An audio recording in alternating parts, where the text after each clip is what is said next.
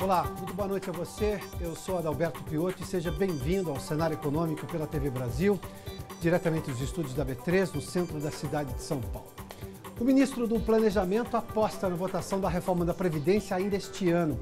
Uma vez superada a votação da segunda denúncia contra o presidente Temer, haveria espaço e disposição parlamentar para ir adiante com a reformulação da Previdência. O índice de atividade econômica do Banco Central mostra um recuo da economia em agosto, mas dados do comércio e da indústria de setembro e outubro mostram alta nas vendas e na produção. O cenário econômico está no ar. O valor pago pelos brasileiros em impostos para custear os gastos públicos com saúde, segurança, educação, entre outros, alcançou neste ano o valor de 1 trilhão e 700 bilhões de reais e esse número foi atingido na manhã de hoje. É o valor que o impostômetro da Associação Comercial de São Paulo atingiu hoje de manhã, como eu informei. A repórter Sara Kines está na redação da TV Brasil aqui em São Paulo e tem detalhes. Sara, bem-vindo, boa noite. Oi, Piotto, boa noite a todos. Esse valor foi alcançado 24 dias antes do que em 2016, o que demonstra que os brasileiros estão pagando mais tributos em 2017. O presidente da CSP e da Federação das Associações Comerciais do Estado de São Paulo, Alencar Burti, disse que o montante foi influenciado pelo aumento da inflação e pelos setores que pagam mais impostos, como a indústria. Ele falou também que a carga tributária pesou muito no bolso do consumidor e que a população não teve um ganho real com isso. A estimativa é de que o impostômetro chegue ao fim do ano com cerca de 2 trilhões e 172 bilhões pagos, um valor acima do que foi pago nos últimos anos. Piotto? Muito obrigado, Sara. E tem também o jurômetro, que a gente já falou dias atrás aqui no cenário econômico, que é o tanto que os brasileiros pagam de juros. Se a gente levar em conta o spread bancário, os juros de cartão de crédito, que são exorbitantes e acima de qualquer média civilizada no mundo, os juros que os brasileiros depositam nos bancos na hora de pagar empréstimos são abissais. A produção de petróleo da Petrobras subiu no mês de setembro. Os números foram divulgados hoje pela companhia. O repórter Maurício de Almeida, no Rio de Janeiro, tem os detalhes. Maurício, bem-vindo, boa noite. Olá, Piotto, muito obrigado, boa noite. Em setembro, a produção de petróleo da Petrobras registrou uma alta de 2,8% em comparação com o mês de agosto. Isso foi possível porque 2 petroleiros na Bacia de Santos voltaram a operar, o Cidade de Maricá e o Cidade de Itaguaí. Esses petroleiros ficaram parados para uma manutenção técnica, que faz parte da rotina da companhia. Com a volta desses 2 petroleiros, a produção média de petróleo no mês de setembro foi de 2.170.000 barris aqui no Brasil. No exterior, nos campos que ficam fora do país, a Petrobras também registrou uma alta no mês de setembro, de 3,3%. Fora do Brasil, isso aconteceu devido à normalização da exploração do petróleo nos Estados Unidos, já que no mês de agosto, como vocês lembram, teve aquele furacão Harvey e por isso, durante grande parte do mês, a produção de petróleo ficou interrompida nos Estados Unidos. Agora, tudo normalizado e a Petrobras, com isso, conseguiu produzir mais também no Brasil e no exterior. Piotto.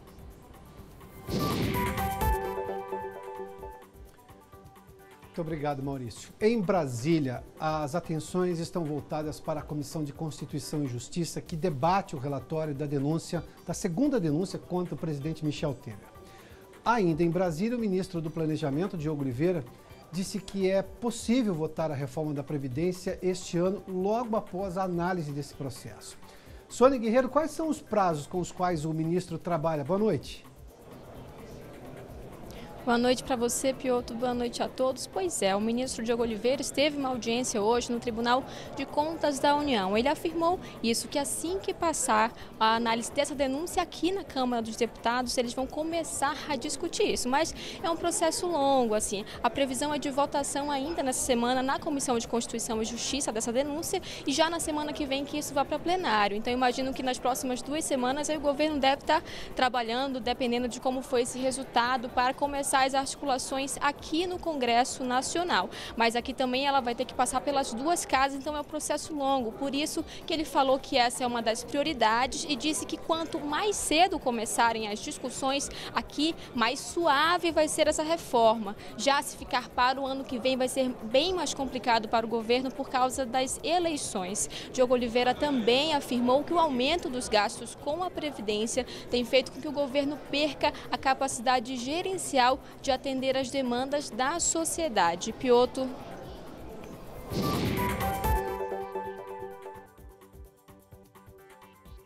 O Banco Central divulgou hoje o índice de atividade econômica e trouxe um recuo agora do mês de agosto se comparado a julho, embora se comparado ao mesmo período do ano passado houve um crescimento, ou seja, há ainda números de uma economia que oscila. Mas se a gente pegar os dados do IBGE, que faz ali um comparativo de desempenho por setor, o que teve realmente queda foi indústria, comércio e o setor de serviços. O comércio teve aumento no começo do ano, especialmente no segundo trimestre, o setor de serviços também, mas a gente vai ver exatamente uma amostra clara de que o PIB, apesar desse recuo em agosto, dessa queda em agosto se comparado a julho, na comparação com o ano passado houve um crescimento. E a estimativa é ainda de uma economia, de um crescimento do PIB até o final do ano. Vamos dar uma olhadinha nesses números, porque nós temos aqui uma situação que chama atenção exatamente por causa desse agosto aqui. O IBCBR é Índice de Atividade Econômica do Banco Central. E de agosto houve essa queda aqui, olha, de 0,38%. Esse acompanhamento do Banco Central é mensal.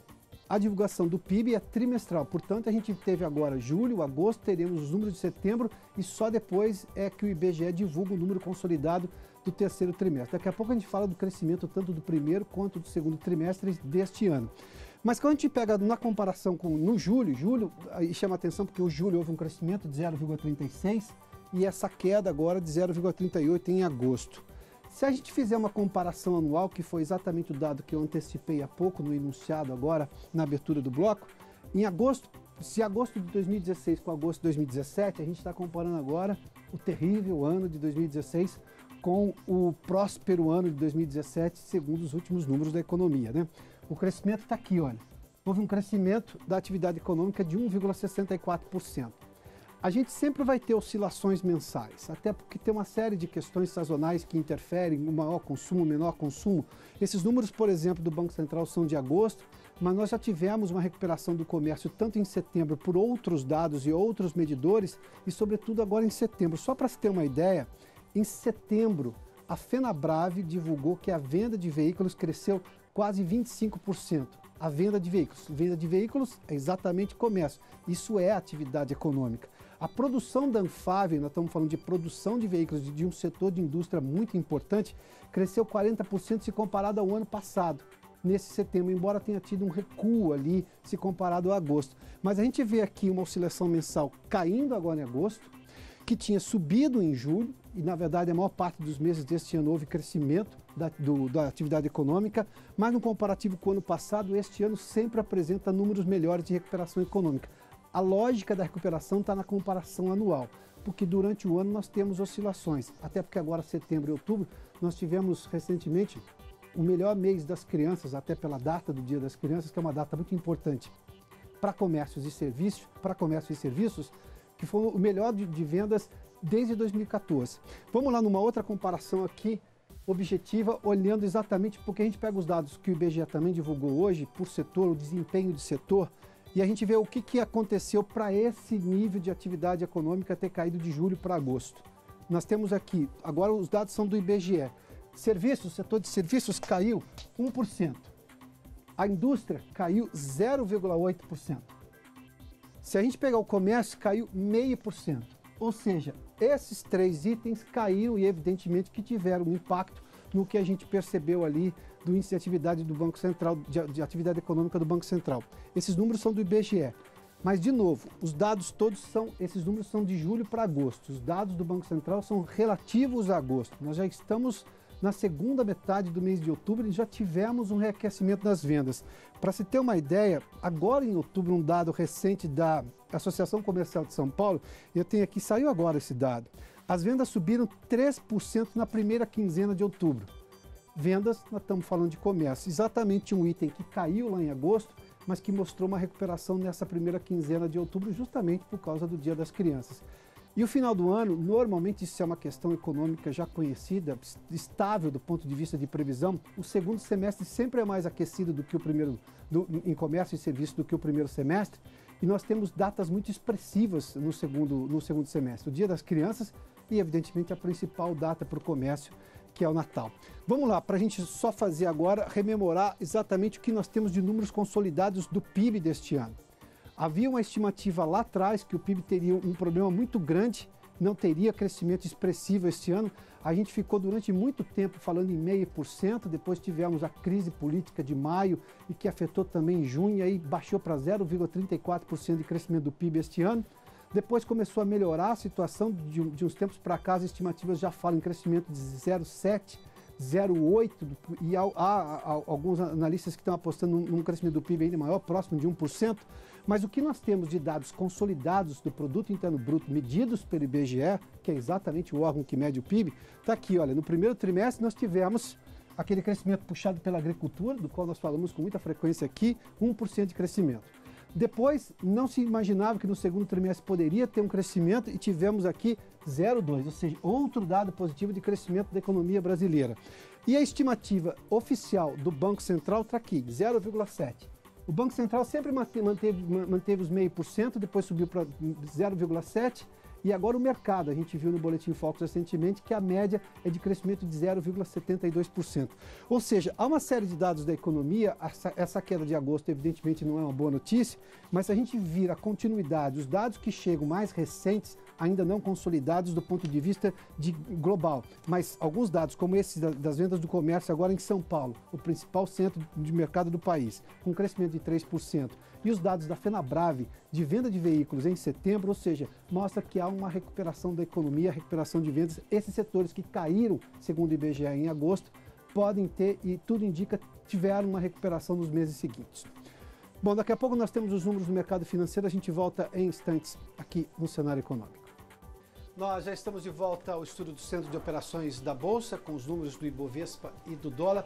Embora o Banco Central tenha divulgado hoje os números de atividade econômica com uma queda no mês de agosto, se comparado a julho, embora agosto com agosto do ano passado tenha havido crescimento, conforme a gente viu no bloco anterior, isso não teve muita influência aqui no mercado financeiro, até porque aqui se trabalha com dados mais atuais. E nós vimos que houve crescimento de venda de veículos, por exemplo, em setembro, e uma melhora no comércio já na primeira quinzena agora do mês de outubro. Mas vamos dar uma olhadinha no Ibovespa e também no dólar. Está ali, o Ibovespa hoje uma alta de pouco mais de 0,5% a 76.590 pontos. Se a gente olhar a cotação do dólar, o dólar manteve uma queda de 0,12% a R$ 3,16. R$ 3,16 o dólar comercial. E o Conselho Nacional de Trânsito, o CONTRAN, publicou hoje uma resolução que permite o pagamento de multas de trânsito com cartões de crédito e débito até parcelado. Eu falo novamente com a repórter Sara Kines, que tem os detalhes dessa inovação. Sara. Oi, Pioto, é isso. As multas de trânsito agora podem ser parceladas, mas com a cobrança de juros da entidade financeira do cartão.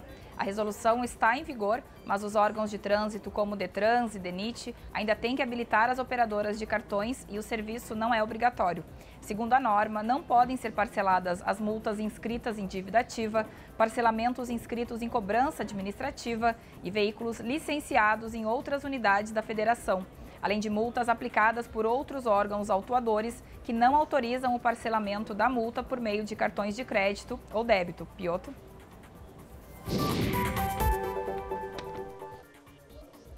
Muito obrigado, Sara. E o índice de atividade econômica do Banco Central, nós falamos há pouco, mostrou esse recuo da economia em agosto. E o comparativo, vale só lembrar, é em relação a julho, quando houve um crescimento. O IBGE apontou que na passagem de julho para agosto caíram os setores de serviços, comércio e indústria. Por outro lado, números mais recentes da economia apontam o aumento das vendas de veículos, a gente mostrou os dados da FenaBrave de setembro, e do comércio em São Paulo, inclusive com dado agora da Associação Comercial da primeira quinzena de outubro. Cresceu 3%, inclusive. O economista Guilherme Dietz, da FEComércio, está conosco. Guilherme, bem-vindo aqui ao Cenário Econômico. Obrigado, Piotr. Quando a gente vê esses dados, nós estamos falando de um dado de agosto, nós estamos já na segunda quinzena de outubro, Óbvio que é um dado oficial, é um dado de apuração econômica daquele período do ano. A gente se surpreende ou não, porque nós tivemos esse recuo, é pontual ou isso pode demonstrar uma tendência até o final do ano, levando-se em conta que o segundo semestre sempre é mais aquecido, isso é quase uma lei econômica, mas enfim, normalmente é sempre mais aquecido que o primeiro semestre. Olha, eu acho que de forma alguma a gente vê esse dado como negativo. Por mais que você tenha, por exemplo, variações sequenciais negativas em relação ao mês anterior, você pode estar vivendo um bom momento de crescimento. Então, eu prefiro observar esse dado em relação ao mesmo período do ano passado, que teve uma alta de ali cerca de 1,5%. E no acumulado do ano, de janeiro a agosto, também teve uma alta de 0,4%. Mesmo esses dados da indústria e do comércio, na hora que você compara também com agosto de 2016, nós tivemos altas no comércio, indústria e na maioria dos setores. Ou seja, eu não vejo essa sinalização negativa, pelo contrário, eu vejo que o país está novamente nessa retomada do crescimento. Porque nós temos aí, o Banco Central reviu recentemente a sua previsão de crescimento da economia, saiu do 0,5%, que ele não arredou pé, apesar do mercado em maio e junho dizendo que a economia ia crescer 0,34%, não arredou pé do 0,5% e agora reavaliou para 0,7%. Nós vimos agora o Boletim Fox, o mercado apostando em 0,72%, 0,02% mais do que o próprio Banco Central. O próprio FMI também reavaliou para cima o crescimento do PIB. Claro, levando-se em conta o tamanho da necessidade que nós precisamos crescer, 0,7 não é um milagre. Mas levando-se em conta os 2 anos de PIB negativo, isso é uma retomada, é uma mudança de via. Agora, dá para entender o que pode acontecer, o que pode ser importante, porque nós tivemos agricultura no primeiro trimestre, extremamente importante, 1%. 0,2 que surpreendeu muita gente, e aí nós tivemos serviços de comércio ali puxando o PIB para cima. O que pode trazer de crescimento agora nesse segundo semestre para termos um 2017 com crescimento real da economia? Olha, Piotr, eu acho que nesse segundo semestre a gente vê o consumo. Como você citou, a agricultura teve um período muito bom entre 2016 e 2017. A safra foi muito positiva, mais de 30%, o que beneficiou essa queda da inflação. Isso impactou diretamente no orçamento das famílias, que puderam aumentar o seu poder de compra. E, ao mesmo tempo, nós estamos com geração consecutiva de emprego. Então, isso também gera poder aquisitivo para as famílias. Ou seja, você tem a conjunção, aumento de emprego, inflação baixa e também o crédito cada vez mais facilitado. E isso tudo gera um consumo maior das famílias, porque a gente vai ver um cenário positivo aí para o segundo semestre e mantendo uma base, formando uma base para 2018 ser muito melhor. Dites, quando a gente vê que tanto o CAGED, nós estamos falando de emprego com carteira assinada, quanto a redução do desemprego, da desocupação, que é o IBGE, que aí pega todo mundo, engloba todo mundo, quem diz que tem ou não tem atividade econômica, que está ocupado ou não, mas tanto na informalidade, ou seja, eu tenho crescimento nos dois. Se eu tivesse só na informalidade, não seria uma boa notícia. Que há informalidade crescendo, tudo bem, mas eu também estou tendo um crescimento nas vagas formais de emprego. E não só isso, quando a gente observa o dado do CAGED, por exemplo, no início do ano, somente um setor de agricultura que estava puxando o dado do CAGED com geração de emprego. Agora a gente já começa a ver comércio, indústria, serviço, ou seja, começa a disseminação das informações, não somente de emprego, mas das atividades do comércio, da indústria, ou seja, há uma disseminação das informações, por isso a gente acredita realmente nessa retomada consolidada da economia. Você fez menção que o importante na hora de mensurar e avaliar dados é pegar esse mês com o mesmo mês do ano passado. Por que a comparação anual, digamos, ela é mais consistente? Ela é mais consistente porque você compara o mesmo período de uma forma muito similar, são períodos idênticos, com características similares. Por exemplo, se você está falando de variação em relação ao mês anterior, você pode ter tido uma base muito forte, por exemplo, dezembro foi muito fora do normal. De repente você pega janeiro, não foi tão bom quanto dezembro. Então você começa a ter algumas quedas, mas em relação a janeiro do ano passado foi muito melhor, em relação a fevereiro do ano passado foi muito melhor e março também. Então por mais que você tenha quedas em relação ao mês anterior, em relação ao ano anterior, você pode estar tendo um crescimento. Por isso a gente prefere sempre analisar e traz uma forma mais honesta, até mesmo clara, esse cenário nessa relação anual. Guilherme, nós vimos, o Banco Central divulgou recentemente o spread bancário que teve uma queda de 10% se comparado a valores do ano passado, caiu de 40 pontos em média para 36 e alguma coisa. Só que lá atrás, um ano, se reclamava da taxa Selic, que seria a taxa Selic que mantinha o spread muito alto. A taxa Selic caiu 40% do valor de um ano atrás para agora. O spread caiu só menos de 10%. Com esse spread, levando-se em conta que isso vai dificultar o acesso a crédito e eu preciso de consumo, eu tenho demanda reprimida no Brasil, acho que desde 1500 eu tenho desejo de compra. O que eu não tenho é poder aquisitivo esplanado, né? Espraiado na maior parte das pessoas. Como é que a gente pode crescer se eu ainda tenho esse drama dos juros altíssimos de bancos que impedem, por exemplo, eu tenho dito aqui no programa que a eficiência que a indústria consegue, que o comércio consegue na sua contabilidade, ou que o próprio cidadão, o consumidor consegue economizando, de alguma forma é drenado para pagar juros de empréstimos. Não sobra para o consumo maior. Como é que eu consigo tirar esse nó? Aí a gente está falando de um problema bem complexo, o que embute nesses juros aí para o consumidor. Se a gente mesmo olhar a taxa de juros para o consumidor, pessoa física do Banco Central, caiu 10%, 10 pontos percentuais. Só que a gente saiu ali em torno de 73% para 62%, 63% ao ano, que ainda é muito elevado. Aí você tem custos, você tem alguma questão de impostos, questão de oportunidade. Por mais que o país esteja saindo da crise, a gente não pode negar que ainda há um momento de risco. A gente teve um impeachment no ano passado, nós temos problemas políticos ainda pela frente, então algum tipo de risco também sobrecarrega essa taxa de juros. Mas se você olhar os dados do Banco Central nos últimos meses, por exemplo, concessão de créditos para automóveis, cresceu 10% em relação ao ano passado. Quer dizer, por mais que a taxa esteja elevada, a confiança do consumidor, a melhora da economia, ainda permite de forma mesmo moderada da elevação do crédito, da concessão do crédito para bens duráveis que foram tanto que sofreram durante a crise. Mas são taxas irreais se comparado ao restante do mundo. A gente não tem todo esse risco para justificar essa diferença. E eu tomei o argumento da Selic porque o ano passado isso era quase um mantra. Mas com essa Selic alta é impossível cair os juros do consumidor. Tá, a Selic, vamos dizer, o governo acabou fazendo a parte dele, macroeconomicamente você tem vários índices que permitiram, inclusive foi a inflação baixar para você baixar a taxa Selic. Só que eu caio 40% de taxa Selic e caio 10% no spread bancário. Que é exatamente, só para explicar mais uma vez, é a diferença entre o que o banco paga para você quando você investe o dinheiro e quanto ele cobra de você quando você empresta o dinheiro lá. Essa desproporção é que não faz sentido. Há uma desproporção. Não há teoria econômica que explica isso. E tem alguns problemas que por trás disso, que aí a gente precisa ter uma outra conversa. Concentração bancária, por exemplo? Oi? Concentração bancária? Pode ser, tá? 78, saiu 78%. Na mão de 4 bancos. 4 bancos, 2 públicos e 2 privados. Banco do Brasil, Caixa, Bradesco e Itaú Unibanco. E o brasileiro também não tem essa percepção de ir a um banco, ou seja, mostrar o seu poder de concorrência, ir a outro banco buscar taxas melhores. O que impacta na decisão de compra do consumidor, na hora que ele vai comprar uma geladeira, um automóvel, não é a taxa de juros. O consumidor não tem essa dimensão. O que ele sabe é exatamente, olha, se aquele fogão que eu vou comprar em 12 vezes vai caber no meu bolso ou não naquele momento. Se a parcela cabe. Se a parcela cabe no bolso. Ele não sabe se for juros de 5% ao ano, 10%, 5% ao mês, 10% ao mês. Ele não tem essa dimensão. Ele sabe se, olha, cabe no meu bolso ou não cabe. Então aí ele toma a decisão de compra. Mas isso é ruim, né? O sujeito podia comprar 2 fogões e vai comprar um só.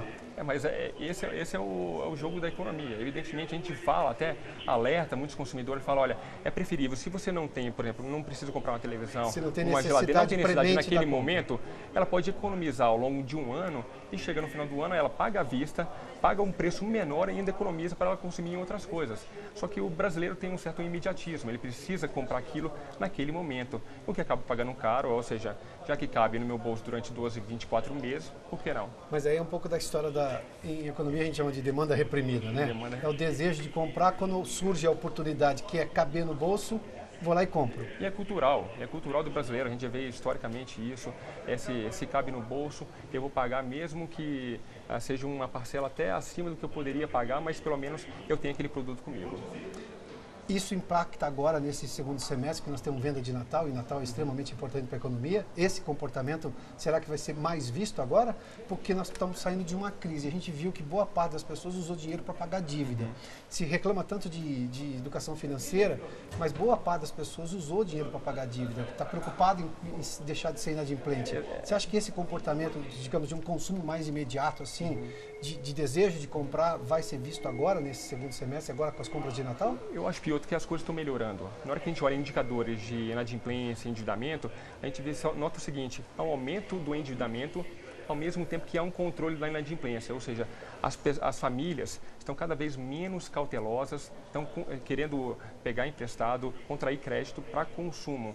E aquele nível de inadimplência, que são aquelas famílias que não conseguem pagar na data do vencimento, está praticamente estável. Ou seja, essa volta da economia, essa volta da confiança faz com que o consumidor volte a obter um pouco mais de crédito. Óbvio, a gente está falando de um nível muito inferior do que a gente tinha, mas minimamente a gente vai alcançando aí um ponto positivo para a retomada da economia via consumo. Guilherme, obrigado pela gentileza. Eu agradeço. Guilherme Dietz, economista da FEComércio, conversou conosco aqui no Cenário Econômico, que termina aqui. Daqui a pouco você acompanha os Corredores do Poder com Rosiane Kennedy. Obrigado pela sua companhia, pela audiência. Boa noite. Até amanhã.